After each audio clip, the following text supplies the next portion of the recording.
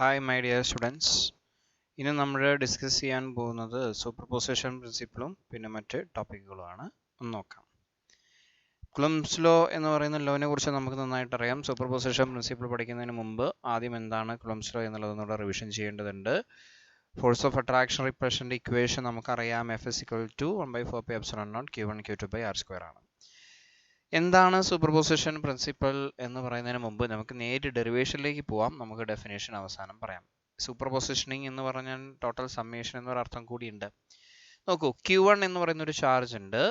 ആ Q1 ചാർജിൽ നിന്ന് R12 ഡിസ്റ്റൻസിൽ Q2 എന്ന് പറയുന്ന ഒരു ചാർജ് ഉണ്ട്. ഇവിടെ എല്ലാ ചാർജസും ഇരിക്കുന്ന മീഡിയം ഫ്രീ സ്പേസ് ആണ്. എങ്കിൽ ഈ ചാർജസ് തമ്മിൽ ഫോഴ്സ് ഓഫ് അട്രാക്ഷനോ റിപ്പൽഷനോ ഉണ്ടാവാലോ. ജസ്റ്റ് ഇമാജിൻ, ഇവിടെ ഉള്ളത് ഫോഴ്സ് ഓഫ് റിപ്പൽഷൻ ആണെങ്കിൽ Q2 ചാർജ് Q1 ചാർജിന്റെ മുകളിൽ ഉണ്ടാക്കുന്ന റിപ്പൾസീവ് ഫോഴ്സ് ആയിരിക്കും F12. അതിന് ഡയറക്ഷൻ എങ്ങനെയല്ലേ വരിക? എങ്കിൽ F12ന്റെ ഇക്വേഷൻ നമ്മൾ കണ്ടെത്തേണ്ടതുണ്ട്. That means force on charge Q1 due to the charge Q2. ഇതല്ലേ ഇക്വേഷൻ വരിക? 1/4π∼0 Q1 Q2 R12² R12 cap. R12 cap എന്ന് പറഞ്ഞാൽ Q1ൽ നിന്ന് Q2 മെഷർ ചെയ്യുമ്പോഴുള്ള യൂണിറ്റ് വെക്ടറാണ്. അങ്ങനെയാണെങ്കിൽ മറ്റൊരു ചാർജ് ഉണ്ട് Q3. അത് R13 ഡിസ്റ്റൻസിലാണെങ്കിൽ Q3 Q1ന്റെ മുകളിൽ ഉണ്ടാക്കുന്ന ഫോഴ്സ് ആണ് F13. അങ്ങനെയാണെങ്കിൽ force on the charge Q1 due to the charge Q3 എന്ന് ചോദിച്ചു കഴിഞ്ഞാൽ നമുക്ക് F13 എന്ന് പറയുന്ന ഇക്വേഷൻ ഇങ്ങനെ എഴുതിക്കൂടെ അല്ലേ? 1/4π∼0 Q1 Q3 R13² R13 cap. അങ്ങനെ ഒരുപാട് ചാർജസ് ഉണ്ട്. ആ എല്ലാ ചാർജസും Q1ന്റെ മുകളിൽ ഉണ്ടാക്കുന്ന ഫോഴ്സ് നമ്മൾ കാണുക. ഞാൻ എല്ലാം എഴുതുന്നില്ല. Then final charge is Qn. നമുക്ക് വേണമെങ്കിൽ nth ചാർജ് എന്ന് വിളിക്കാം. Qn ചാർജ് R1n ഡിസ്റ്റൻസിലാണ് എങ്കിൽ Qn ചാർജ് Q1ന്റെ മുകളിൽ ഉണ്ടാക്കുന്ന ഫോഴ്സ് ആണ് F1n. ഇതിന്റെ വാല്യൂ ആണ് നമ്മൾ കണ്ടെത്തേണ്ടത്. എന്താ വാല്യൂ വരിക? As previous 1/4π∼0 Q1 Qn R1 n² R1n cap അല്ലെ. അപ്പൊ ഈ ഫോഴ്സുകളെല്ലാം ഈ ചാർജസ് Q1ന്റെ മുകളിൽ ഉണ്ടാക്കുന്ന ഫോഴ്സ് ആണ്. Q2 ഉണ്ടാക്കുന്ന ഫോഴ്സ്, Q3 ഉണ്ടാക്കുന്ന ഫോഴ്സ്, അങ്ങനെ Qn ഉണ്ടാക്കുന്ന ഫോഴ്സ്. എങ്കിൽ what will be the total force on Q1? എല്ലാ ഫോഴ്സും നമ്മൾ ആഡ് ചെയ്താൽ പോരെ.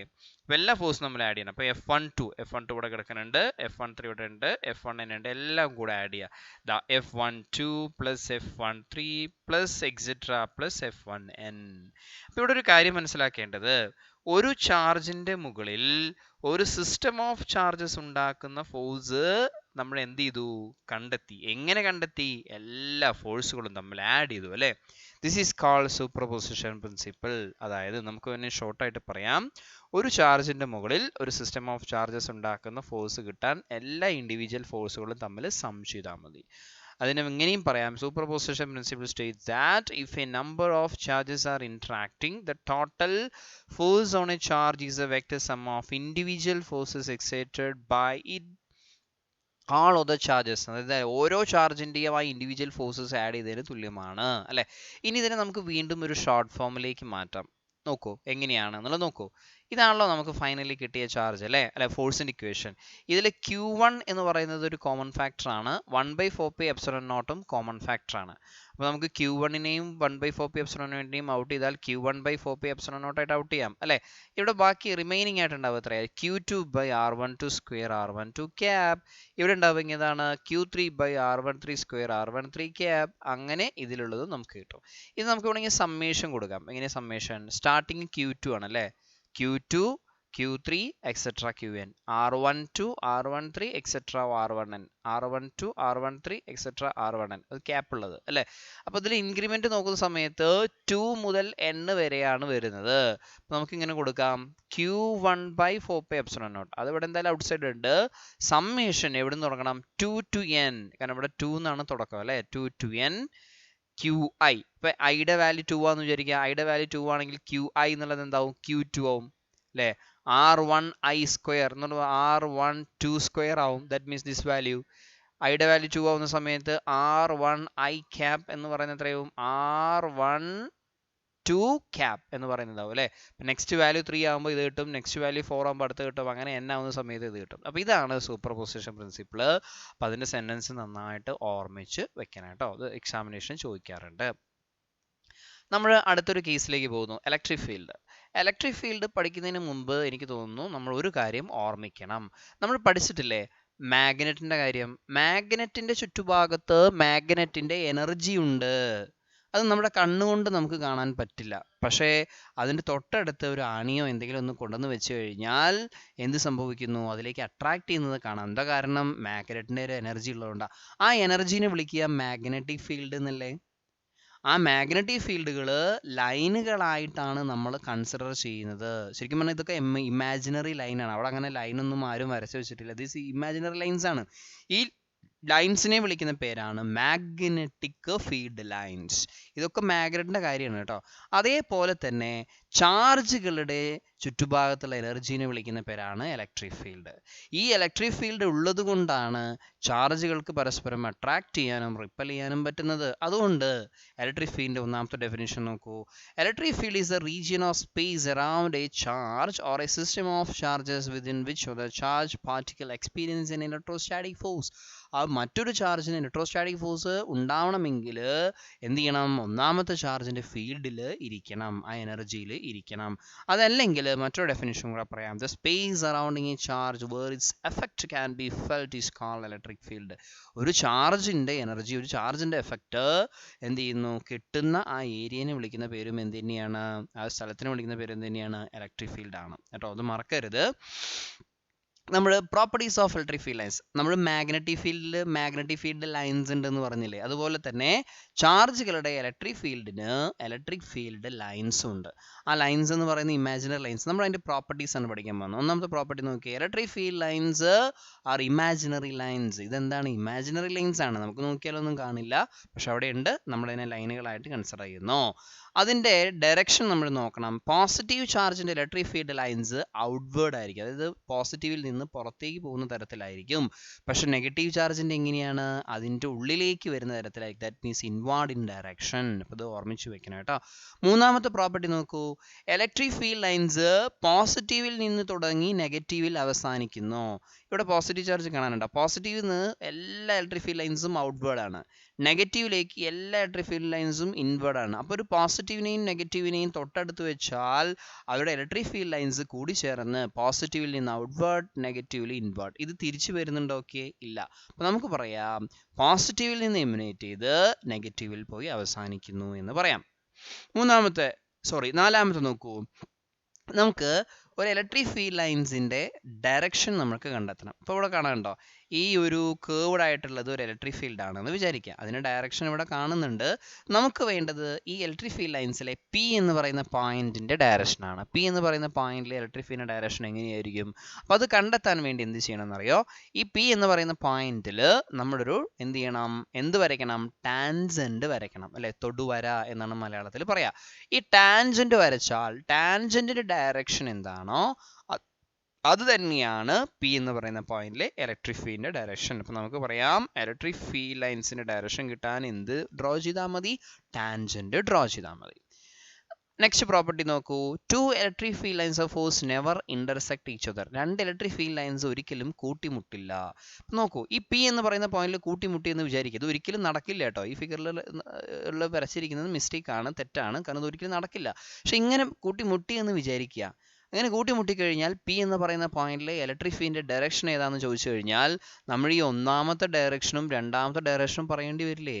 അതൊന്നും പോസിബിൾ ആയ കാര്യമല്ല. അപ്പൊ അതുകൊണ്ട് നമുക്ക് പറയാം ഇലക്ട്രിക് ഫീൽഡ് ലൈൻസ് ഒരിക്കലും ഇന്റർസെക്ട് ചെയ്യില്ല. ഇന്റർസെക്ട് ചെയ്ത് എന്താ സംഭവിക്കുക? രണ്ട് ഡയറക്ഷൻ നമ്മൾ പറയേണ്ട അവസ്ഥ വരും. അപ്പൊ എന്തായാലും അവരെന്ത് ചെയ്യില്ല? ഇന്റർസെക്ട് ചെയ്യില്ല. നമുക്ക് അടുത്ത പ്രോപ്പർട്ടിയിലേക്ക് പോവാം. Electric lines of force never make closed loops. നമുക്കൊരു ക്ലോസ്ഡ് ലൂപ്പ് എന്താണെന്നുള്ളത് മാഗ്നറ്റിന്റെ കാര്യത്തിൽ ഒന്ന് പഠിച്ചു നോക്കാം. നോക്കൂ, നോർത്തിൽ നിന്ന് തുടങ്ങി മാഗ്നറ്റിക് ഫീൽഡുകൾ സൗത്തിൽ വന്ന് അവസാനിക്കുന്നില്ല. ആ സൗത്തിൽ കൂടെ എന്ത് ചെയ്യുന്നു? വീണ്ടും നോർത്തിലേക്ക് തന്നെ പോകുന്നില്ലേ? This is called a closed loop. Magnetic field എന്ന് പറയുന്നത് ക്ലോസ്ഡ് ലൂപ്പാണ്. പക്ഷേ ഇവിടെ electric field lines closed loop form ചെയ്യില്ല. എന്താ കാരണം അറിയോ? അവർ പോസിറ്റീവിൽ നിന്ന് തുടങ്ങി നെഗറ്റീവിൽ അവസാനിച്ചു. ഇത് തിരിച്ചു വരുന്നുണ്ടോ നോക്കിയേ? റിട്ടേൺ വരുന്നുണ്ടോ? റിട്ടേൺ ഏതെങ്കിലും ഒരു ഏരോ മാർക്ക് കാണാനുണ്ടോ? ഇല്ല. അപ്പോൾ പോസിറ്റീവിൽ നിന്ന് തുടങ്ങി നെഗറ്റീവിൽ അവസാനിക്കുന്നത് കൊണ്ട് they never make closed loops. Number of electric field lines at A given area gives the strength of electric field അല്ലേ. ഒരു ഇലക്ട്രിക് ഫീൽഡിന്റെ സ്ട്രെങ്ത് എന്ന് പറയുന്നത് എത്രത്തോളം ലൈൻസ് ഉണ്ട് എന്നുള്ളതാണ്. അപ്പം നമ്മൾ പറയാറില്ലേ ആൾക്കാരുടെ എണ്ണം കൂടുമ്പോൾ നമുക്ക് എന്ത് ചെയ്യുന്നു, സ്ട്രെങ്ത് കൂടുന്നു എന്ന്. അതുപോലെ തന്നെ ഇലക്ട്രിക് ഫീൽഡ് ലൈൻസിന്റെ എണ്ണത്തിനനുസരിച്ചിട്ടാണ് അതിന്റെ സ്ട്രെങ്ത് നമ്മൾ പറയുന്നത്. കൂടുതൽ എണ്ണം ഉണ്ടെങ്കിൽ സ്ട്രെങ്ത് കൂടും, കുറവ് എണ്ണാണെങ്കിൽ കുറച്ച് സ്ട്രെങ്ത് ഉണ്ടാവുള്ളൂ. ഇനി uniform electric field has parallel electric field lines. അപ്പോൾ എന്തിനെയാണ് യൂണിഫോം ഇലക്ട്രിക് ഫീൽഡ് എന്ന് വിളിക്കുക? നോക്കൂ, ഇവിടെ ഒരു പോസിറ്റീവ് ചാർജ് കാണാനുണ്ടാവും, ഇവിടെ ഒരു നെഗറ്റീവ് ചാർജും കാണാനുണ്ടാവും. ഇവരിടയിലുള്ള ഇലക്ട്രിക് ഫീൽഡ്സ് കണ്ടോ, എല്ലാം പാരലായ ഇലക്ട്രിക് ഫീൽഡ് ലൈൻസ് ആണ് അല്ലേ. ഇങ്ങനെ പാരലായ ഇലക്ട്രിക് ഫീൽഡ് ലൈൻസിനെ വിളിക്കുന്ന പേരാണ് uniform electric field. Next property നോക്കൂ, electric field lines are perpendicular to the surface of a charged body. ഇതാണ് അതിന് സ്യൂട്ടബിൾ ആയ ഫിഗർ. ഇതൊരു ചാർജ്ഡ് ബോഡിയാണ്. ചാർജ്ഡ് ബോഡിയിൽ ഇപ്പോൾ ഇത് എന്തായാലും പോസിറ്റീവ്ലി ചാർജ്ഡ് ബോഡി ആയിരിക്കും. എന്താ കാരണം എന്നറിയോ, ഇലക്ട്രിക് ഫീൽഡ് ലൈൻസ് എല്ലാം ഔട്ട്വേർഡ് അല്ലേ, പുറത്തേക്കല്ലേ പോകുന്നത്. അപ്പോൾ ഈ പോസിറ്റീവ്ലി ചാർജ്ഡ് ബോഡിയുടെ ഈ ഇലക്ട്രിക് ഫീൽഡ് ലൈൻസ് ഒക്കെ നോക്കിക്കഴിഞ്ഞാൽ ഈ ഇലക്ട്രിക് ഫീൽഡ് ലൈൻസ് സർഫേസുമായി 90 ഡിഗ്രി ഉണ്ടാക്കുന്നു. ഇവിടുത്തെ ആംഗിളും 90 ഡിഗ്രിയാണ്, ഇവിടുത്തെ ആംഗിളും 90 ഡിഗ്രിയാണ്, ഇവിടുത്തെ ആംഗിളും 90 ഡിഗ്രിയാണ്. This is called perpendicular. അപ്പോൾ എന്തുകൊണ്ടാണ് സർഫേസിന്, ചാർജ്ഡ് ബോഡിയുടെ സർഫേസിന് പെർപെൻഡിക്കുലർ ആയിട്ട് ഈ ഒരു ഇലക്ട്രിക് ഫീൽഡ് ലൈൻസ് നിൽക്കുന്നത് എന്നുള്ളത് നോക്കാം. ജസ്റ്റ് ഇമാജിൻ, ഈ ഇലക്ട്രിക് ഫീൽഡ് ലൈൻസ് പെർപെൻഡിക്കുലർ അല്ല, ഇങ്ങനെയാണ് നിൽക്കുന്നതെന്ന് വിചാരിക്കുക. By making an angle theta. ഇവിടെ ഒരു തീറ്റ എന്ന് പറയുന്ന ഒരു ആംഗിൾ ഉണ്ടെന്ന് വിചാരിച്ചോളൂ. ഇങ്ങനെയാണ് നിൽക്കുന്നതെങ്കിൽ ഇലക്ട്രിക് ഫീൽഡ് വെക്ടർ ആണെന്ന് നമുക്കറിയാലോ. വെക്ടർ ആയി കഴിഞ്ഞാൽ അതിന് രണ്ട് കോമ്പണൻസ് ഉണ്ടാവും അല്ലെ, ഈ കോസ് തീറ്റയും ഈ സൈൻ തീറ്റയും. നിങ്ങൾക്കറിയാം ഹോറിസോണ്ടൽ ആൻഡ് വെർട്ടിക്കൽ കോമ്പണന്റ്. അപ്പോൾ ഇങ്ങനെയാണ് ഇലക്ട്രിക് ഫീൽഡ് ലൈൻസ് നിൽക്കുന്നതെങ്കിൽ സർഫേസിന് എലോങ് ഇലക്ട്രിക് ഫീൽഡിന്റെ ഒരു കോമ്പണന്റ് വരുന്നു. ഇങ്ങനെ വന്നു കഴിഞ്ഞാൽ എന്താ സംഭവിക്കുക എന്നറിയോ, ഈ സർഫേസിൽ ചാർജ്ഡ് ആയിട്ടുള്ള പാർട്ടിക്കിൾസ് ഉണ്ടെങ്കിൽ, ദാറ്റ് മീൻസ് ചാർജ് ഉണ്ടെങ്കിൽ ആ ചാർജിന് ഈ ഇലക്ട്രിക് ഫീൽഡിന്റെ എഫക്റ്റ് കിട്ടിക്കഴിഞ്ഞാൽ, നമ്മൾ നേരത്തെ പറഞ്ഞിട്ടുണ്ട് ഇലക്ട്രിക് ഫീൽഡ് കിട്ടിക്കഴിഞ്ഞാൽ എന്താ സംഭവിക്കുക, ഒരു ഫോഴ്സ് കിട്ടും. ആർക്ക് ഫോഴ്സ് കിട്ടും? ചാർജിന്. അപ്പോൾ F = QE എന്നുള്ള ഒരു ഇക്വേഷനൊക്കെ നിങ്ങൾ പഠിച്ചിട്ടുണ്ടാവും, നമ്മൾ ഡിസ്കസ് ചെയ്യാൻ പോകുന്നേ ഉള്ളൂ. അപ്പോൾ F = QE എന്ന് പറയുന്ന ഇക്വേഷൻ പ്രകാരം എന്ത് ചെയ്യണമെന്നറിയോ, ഈ ചാർജ്ഡ് ബോഡിക്ക് ഫോഴ്സ് കിട്ടിക്കഴിഞ്ഞാൽ ആ ചാർജ്ഡ് ബോഡി ഇലക്ട്രിക് ഫീൽഡിൽ ഇങ്ങനെ നീങ്ങാൻ തുടങ്ങും. നമുക്കറിയാം, നമ്മൾ പഠിക്കുന്നത് സ്റ്റാറ്റിക് ഇലക്ട്രിസിറ്റിയാണ്. സ്റ്റാറ്റിക് സിറ്റുവേഷനിൽ എന്ത് ചെയ്യാൻ പാടില്ല, ചാർജസ് മൂവ് ചെയ്യാൻ പാടില്ല. അപ്പോൾ അതുകൊണ്ട് ഈക്കോസിറ്റ് ഉണ്ടാവാൻ പാടില്ല. ഈക്കോസിറ്റ് ഉണ്ടാവാൻ പാടില്ല മീൻസ് ഇലക്ട്രിക് ഫീൽഡ് എങ്ങനെയായിരിക്കണം, പെർപെൻഡിക്കുലർ ആയിരിക്കണം. എന്താ കാരണം, പെർപെൻഡിക്കുലർ ആക്കുമ്പോൾ ആംഗിൾ എത്രയാണ്, 90. ആംഗിൾ 90 ആകുമ്പോൾ cos 90 എന്താ വരിക, 0. അപ്പോൾ ഈ കോസിറ്റ് സർഫേസിന് എലോങ് ഉണ്ടാവില്ല. അപ്പോൾ സർഫേസിന് എലോങ് ഒരിക്കലും കോമ്പണൻസ് ഉണ്ടാവില്ല പെർപെൻഡിക്കുലർ ആയിട്ട് നിൽക്കുമ്പോൾ. അപ്പോൾ അതാണ് കാരണം കേട്ടോ.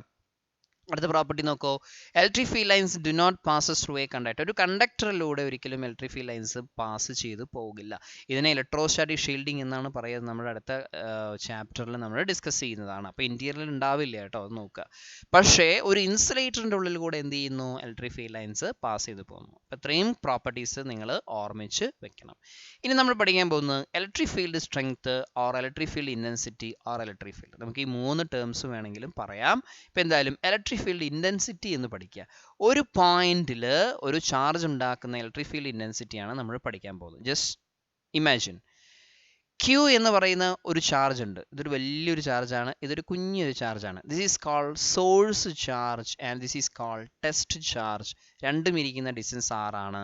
ഇനി ഒരു കാര്യം കൂടെ ശ്രദ്ധിക്കുക, രണ്ടും ഇരിക്കുന്നത് ഏത് മീഡിയത്തിലാണ്, ഫ്രീ സ്പേസിലാണ്. ഇങ്ങനെയാണ് എങ്കിൽ ഈ രണ്ട് ചാർജുകൾ തമ്മിൽ അട്രാക്ഷനോ റിപ്പൽഷനോ ഉണ്ടാവില്ലേ? That means source charge test ചാർജിനെ അട്രാക്ട് ചെയ്യോ റിപ്പൽ ചെയ്യോ ചെയ്യാം, അല്ലെങ്കിൽ ടെസ്റ്റ് ചാർജ് സോഴ്സ് ചാർജിനെ അട്രാക്ട് ചെയ്യോ റിപ്പൽ ചെയ്യോ ചെയ്യാം. എന്തായാലും നമ്മൾ കണ്ടുപിടിക്കാൻ പോകുന്നത് ടെസ്റ്റ് ചാർജിന്റെ മുകളിലുള്ള ഫോഴ്സ് ആണ്. ആര് കാരണം? സോഴ്സ് ചാർജ് കാരണം. അപ്പോൾ നോക്കിക്കോളൂ, force on test charge due to source charge. According to Coulomb's law നമുക്ക് ഇങ്ങനെ ഇക്വേഷൻ എഴുതി കൂടെ, 1/4πε0 Q3/r². ഇതാണ് ടെസ്റ്റ് ചാർജിന്റെ മുകളിലുള്ള ഫോഴ്സ്. ആര് കാരണം? സോഴ്സ് ചാർജ് കാരണം. ശരിയല്ലേ? ഇനി നമ്മളൊരു കാര്യം എടുക്കുന്നു, ജസ്റ്റ് ഇമാജിൻ Q = +1 കുളംസ്. ഇതിനെ വിളിക്കുന്ന പേര് യൂണിറ്റ് പോസിറ്റീവ് ചാർജ് എന്നാ. യൂണിറ്റ് എന്ന് പറഞ്ഞാൽ 1, അപ്പോൾ unit positive charge. Just imagine Qയുടെ വാല്യൂ യൂണിറ്റ് പോസിറ്റീവ് ചാർജ് ആണെങ്കിൽ എന്തായിരിക്കും ഈ ഫോഴ്സ്? അപ്പോൾ നമുക്കിവിടെ Qന് 1 എന്ന് കൊടുത്താൽ പോരെ, ഇതല്ലേ കിട്ടുക. Qന് നമ്മൾ 1 എന്ന് കൊടുത്തു കഴിഞ്ഞാൽ Q × 1/r² എന്ന് പറയുമ്പോൾ ഇതല്ലേ കിട്ടുക. എങ്കിൽ ചോദ്യം ഇതാണ്, ഇതെന്താണ്? ഈ ഇക്വേഷൻ എന്തിനാ സൂചിപ്പിക്കുന്നത്? ഫോഴ്സിനെ. ആരുടെ മുകളിലുള്ള ഫോഴ്സിനെ? യൂണിറ്റ് പോസിറ്റീവ് ചാർജിന്റെ മുകളിലുള്ള ഫോഴ്സിനെ. ആര് കാരണം? സോഴ്സ് ചാർജ് കാരണം. അപ്പോൾ ഇത് നമുക്ക് പറയാം, it is a force on unit positive charge with respect to source charge. ഇതിനെ വിളിക്കുന്ന പേരാണ് electric field at this point. ഈ സ്ഥലത്തുള്ള ഇലക്ട്രിക് ഫീൽഡ് എന്നാണ് ഇതിനെ വിളിക്കുക. ആരുണ്ടാക്കുന്ന ഇലക്ട്രിക് ഫീൽഡ്? സോഴ്സ് ചാർജ് ഉണ്ടാക്കുന്ന ഇലക്ട്രിക് ഫീൽഡ്. അപ്പോൾ നമ്മുടെ ഇലക്ട്രിക് ഫീൽഡിന്റെ ഒന്നാമത്തെ ഡെഫിനിഷൻ നമ്മൾ ഓർമ്മിച്ച് വെക്കണം. This is the force on a unit positive charge at a distance r from the source charge. അപ്പോൾ ഇതിനെ നമുക്ക് ഇലക്ട്രിക് ഫീൽഡ് ആയിട്ട് എഴുതാം. So electric field is the force എന്നുള്ളത് മറക്കരുത്. ഇനി നമുക്ക് രണ്ടാമത്തെ ഡെഫിനേഷനിലേക്ക് പോവാം. ഇലക്ട്രിക് ഫീൽഡിന് രണ്ട് ഡെഫിനേഷൻസ് ഉണ്ട്. നിങ്ങൾ ഒന്നാമത്തെ ഇക്വേഷൻ കാണുന്നുണ്ടല്ലോ അല്ലേ? ഈ ഒന്നാമത്തെ ഇക്വേഷന്റെ ലെഫ്റ്റ് സൈഡും റൈറ്റ് സൈഡും എന്ത് ചെയ്യണം? ടെസ്റ്റ് ചാർജായ ക്യൂയുടെ വാല്യൂ കൊണ്ട് ഡിവൈഡ് ചെയ്യാം. ഡിവൈഡ് ചെയ്താൽ എന്താ കിട്ടുക? ലെഫ്റ്റ് സൈഡും ഡിവൈഡ് ചെയ്യണം, റൈറ്റ് സൈഡും ഡിവൈഡ് ചെയ്ത്. ലെഫ്റ്റ് സൈഡ് ഡിവൈഡ് ചെയ്തു, റൈറ്റ് സൈഡ് ഡിവൈഡ് ചെയ്തു. ഇവിടെ ക്യൂ ഉണ്ട് ഡിനോമിനേറ്ററിൽ, ഇവിടെ ന്യൂമിനേറ്ററിൽ ക്യൂ ഉണ്ട്. രണ്ടും തമ്മിൽ ക്യാൻസൽ ആയി പോകും. ക്യാൻസൽ ആയി പോയി കഴിഞ്ഞാൽ F by Q equal to ഇതല്ലേ കിട്ടുക? ഈ ഇക്വേഷൻ ഇപ്പൊ പരിചയം ഉണ്ടോ? ഇതേതാ ഇക്വേഷൻ? ഇലക്ട്രിക് ഫീൽഡ് ഇന്റൻസിറ്റിയുടെ ഇക്വേഷൻ ആണ്. അപ്പോൾ ഒരു കാര്യം മനസ്സിലാക്കുക, ഫോഴ്സിനെ ചാർജ് കൊണ്ട് ഡിവൈഡ് ചെയ്താലും നമുക്ക് എന്ത് കിട്ടും? ഇലക്ട്രിക് ഫീൽഡ് ഇന്റൻസിറ്റി കിട്ടും. ഇതിനെ വിളിക്കുന്ന പേരാ ഫോഴ്സ് പെർ യൂണിറ്റ് ചാർജ്. അപ്പൊ നമുക്ക് എഴുതാം, electric field is the force per unit charge. Electric field എന്താണ്? ഫോഴ്സ് പെർ യൂണിറ്റ് ചാർജ് ആണ്. അപ്പോൾ ഒരു ചോദ്യം, ഇലക്ട്രിക് ഫീൽഡ് വെക്ടർ ആണോ? വെക്ടർ ആണ്. എന്താ കാരണം? ഇലക്ട്രിക് ഫീൽഡ് കണ്ടുപിടിക്കുന്ന ഫോഴ്സ് എന്നല്ലേ? ഫോഴ്സ് വെക്ടർ ആയതുകൊണ്ട് ഇലക്ട്രിക് ഫീൽഡ് വെക്ടർ ആണ്. അപ്പോൾ ഫോഴ്സിന്റെ അതേ എയർ ക്യാപ്പ് അവിടെ വരുന്നത് കാണാം. അപ്പോൾ ഒരു കാര്യം മനസ്സിലാക്കണം, ചാർജിന്റെ വാല്യൂ വളരെ ചെറുതാകുമ്പോഴാണ് ഇലക്ട്രിക് ഫീൽഡ് എന്ന് പറയുന്ന ഒരു കോൺസെപ്റ്റ് വരുന്നത്. അതുകൊണ്ട് തന്നെ ഇലക്ട്രിക് ഫീൽഡ് നമുക്ക് ഇങ്ങനെ ഇക്വേഷൻ ചെയ്താൽ, limit Q tends to 0 F by Q. ഇതിന്റെ മീനിങ് എന്താണെന്നറിയോ? ക്യൂയുടെ വാല്യൂ വളരെയധികം ചെറുതാകുമ്പോഴാണ് എഫ് ബൈ ക്യൂ എന്ന് പറയുന്നത് എന്തായി മാറുന്നത്? ഇലക്ട്രിക് ഫീൽഡിന്റെ കോൺസെപ്റ്റ് ആയിട്ട് മാറുന്നത്. ശരിയല്ലേ? ക്യൂയുടെ വാല്യൂ +1 കുളംസ് ആയിട്ട് മാറുമ്പോഴല്ലേ നമുക്ക് ഇലക്ട്രിക് ഫീൽഡിന്റെ വാല്യൂ കിട്ടുന്നത്. അവ വളരെ ചെറുതാകുമ്പോൾ എന്നാണ് ഇതിന്റെ അർത്ഥം. എന്തായാലും ഈ ഒരു equation is equal to F by Q എന്നുള്ള ഇക്വേഷൻ എഫ് ഒന്ന് കണ്ടു നോക്കി. എഫിന്റെ ഇക്വേഷൻ എന്താ കിട്ടുക? Q E. ശരിയല്ലേ? നോക്കിക്കോളൂ, ഇതല്ലേ ഇ. ഇനെ ഞാൻ ക്യൂ കൊണ്ട് മൾട്ടിപ്ലൈ ചെയ്താൽ ഇവിടെ ക്യൂ വരില്ലേ? ദാറ്റ് മീൻസ് അഗൈൻ ഈ ഇക്വേഷൻ ആവും. അപ്പോൾ ഫോഴ്സിന്റെ equation Q into electric field ആണ് എന്നുള്ളത് മറക്കരുത്. ഓക്കെ, ഇനി നമ്മൾ ഒരു കാര്യം ശ്രദ്ധിക്കും, നമ്മളിപ്പോൾ നേരത്തെ പഠിച്ച ഇലക്ട്രിക് ഫീൽഡ് ഇക്വേഷൻ ആണ്, എഫ് ബൈ ക്യൂ എന്ന് പറയുന്ന ഇക്വേഷൻ ആണ് പഠിച്ചത്. അതുകൊണ്ട് തന്നെ ഇലക്ട്രിക് ഫീൽഡ് രണ്ടാമത്തെ ഡെഫിനേഷൻ നമുക്ക് വീണ്ടും പറയാം. എന്താണ്? Electric field intensity can be defined as the force per unit positive charge placed at A given point എന്ന് വേണമെങ്കിൽ പറയാം. ഞാനൊരു എക്സാമ്പിളിന് വേണ്ടിയിട്ട് ഒരു കാര്യം ഇനി പറയുന്നുണ്ട്. അതിന് മുമ്പ് ഇതിന്റെ യൂണിറ്റ് ഒന്ന് നോക്കിയാലോ? ഇലക്ട്രിക് ഫീൽഡിന്റെ യൂണിറ്റ് എന്താ വരിക? ഫോഴ്സിന്റെ യൂണിറ്റിനെ ചാർജിന്റെ യൂണിറ്റ് കൊണ്ട് ഡിവൈഡ് ചെയ്താൽ പോരെ. ഫോഴ്സിന്റെ യൂണിറ്റ് ഏതാ? ന്യൂട്ടൺ. ചാർജിന്റെ യൂണിറ്റ് ഏതാ? കുളംസ്. ന്യൂട്ടൺ പെർ കുളംസ്, അല്ലെങ്കിൽ വോൾട്ട് പെർ മീറ്റർ എന്ന് പറയുന്ന യൂണിറ്റ് കൂടെ ഉണ്ട്. ഓർമ്മിച്ച് വെക്കുക കേട്ടോ. നമ്മളൊരു ചെറിയൊരു എക്സാമ്പിളിലേക്ക് പോകുന്നു. എന്താ പറയുക? Electric field at A point. ഇവിടെ ഇനിയുള്ളത് യൂണിറ്റ് പോസിറ്റീവ് ചാർജ്. ഞാനിവിടെ ടെസ്റ്റ് ചാർജ് എന്ന് കൊടുത്തിട്ടില്ല കേട്ടോ. ഇവിടെ പോയിന്റ് പി എന്നാണ് കൊടുത്തത്. പോയിന്റ് പി എന്ന് കൊടുത്താൽ നമ്മൾ മനസ്സിലാക്കണം അവിടെ യൂണിറ്റ് പോസിറ്റീവ് ചാർജ് ഉണ്ടായിരുന്നു.